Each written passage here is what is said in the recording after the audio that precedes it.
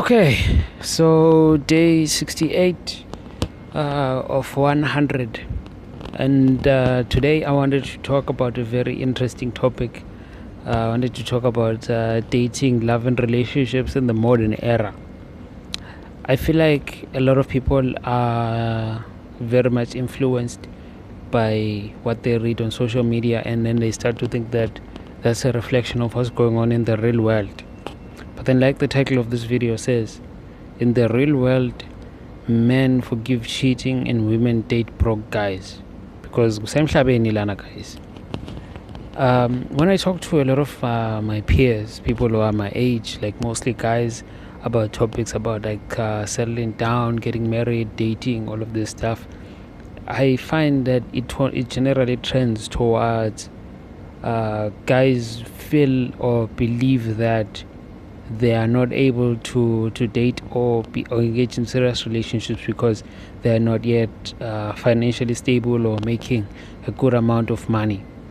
And women feel or fear that they are not ready to be in serious or romantic relationships because men are gonna cheat and stuff like that, and that's going to force the breakdown of the relationship. And there's this stingy man thing going on, and a lot of guys believe in Shaddai or whatever, or like they're stingy men, what. But then like you step away from all of that discourse that happens to concerning relationships, and you go to the real world. That's when you see that there's a very big difference between what's going on in the real world and what's going on, what people think is going on in the real world, because they spend so much time online. When I talk to a lot of like married guys, and especially like maybe like a few years ago when I was slightly much younger, like around 21, 22, when I first discovered the whole red pill ideology and stuff like that, I would often point out that for me, I could never forgive cheating in a woman. I would never be able to live with it. But then the older guys, the married guys, would just laugh it off like, you're just still young. You could never understand it. Till now, like up to now, I still don't understand it. I don't think I could forgive cheating, like in a marriage or in a dating situation. But then I think that maybe I underestimate how much I could change over time, and I think a lot of people or underestimate that too, especially for like girls. From what I've observed in our current era, the more modern era, is that in as much as a lot of girls are influenced by the reels that are posted by their friends, and oh yeah, me and my partner, we went to this or we did that, and they idealize this relationship with these guys who are much more well off. But then there's like for every 100 girls, there's like 3 or 4 of those guys to go around. And for those guys, for like who I have interacted with or I have known, once they have an experience, let's just put it cordially, have an experience with one girl, maybe for 1 or 2 weekends, for like I said, for 100 of those girls, there's 4 of those guys. There's offers coming to them left, right, and center from these girls. And once they have had that, they just like, I want to try something else.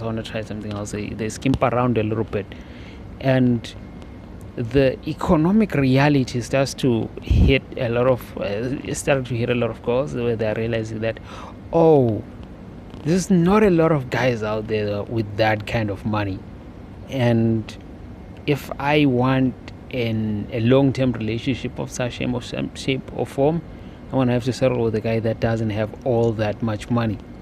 And like I said in another video, if you really think about it, a lot of guys aren't broke. Like they're not like doing horribly financially, and it may sound like, or I am out of touch or anything like that, but not really, because I know guys, I hang out with guys. Even when I was in Zim, I used to hang out with guys a lot. The money for drinking alcohol is there. For the money for going to watch soccer games is there. The money for the things that are needed to live is there. It's not an issue of like lack of that. It's the lack of the money to attract baddies, which is what a lot of people feel like they need in order to be happy. So on the other hand, I think also a lot of guys are starting to get hit with the reality of that.